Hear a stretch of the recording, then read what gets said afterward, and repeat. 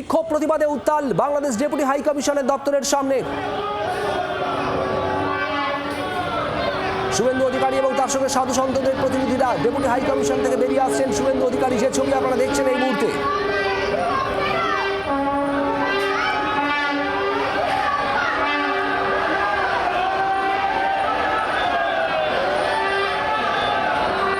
Bangladesh deputy high কমিশনের দপ্তর বেগবাগানে, সেখানেই তাদের অফিসের ভেতরে পৌঁছেছিলেন শুভেন্দু অধিকারী, তার সঙ্গে ছিলেন সাধু সন্তদের প্রতিনিধিরা।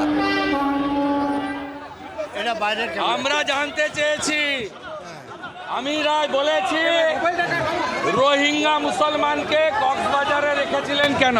মুসলমান বলে তো। ইসরায়েল গাজার হিউদিদের বাঁচাতে লড়াই করেছিল তো। আমরাও 100 কোটি হিন্দু, বাংলাদেশের 1.5-2 কোটি হিন্দুর জন্য লড়ব। পরিষ্কার কথা। আমরা অপারেশন সিঁদুরের মতো এদের শিক্ষা দিতে হবে, এই দাবি চাই। বলেছে আমাদের কাছে আত্মসমর্পণ করে 10 জনকে গ্রেফতার করেছে, বলেছে বিচার হবে, জামিন হবে না। বলেছে বাংলাদেশ সরকার দায়িত্ব নিয়েছে দীপু চন্দ্র দাসের পরিবারে, কিন্তু নন স্টপ চলছে। আমরা সবাই বলবো 100 কোটি হিন্দু আমরা চুপ থাকতে পারি না।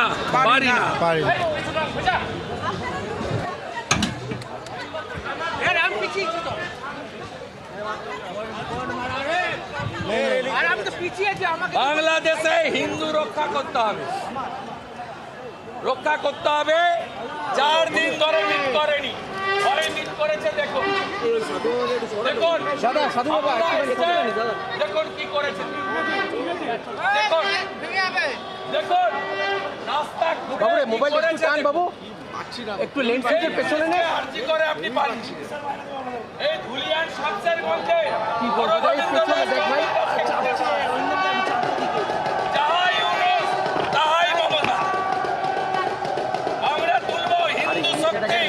সংঘ শক্তি আমরা প্রমাণ করবো।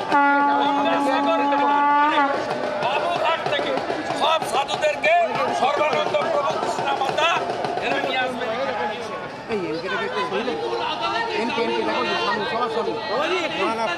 যতক্ষণ এই জামাতি রাজাকারের সরকার থাকবে এটা ঘটবে। আমরাও এখান থেকে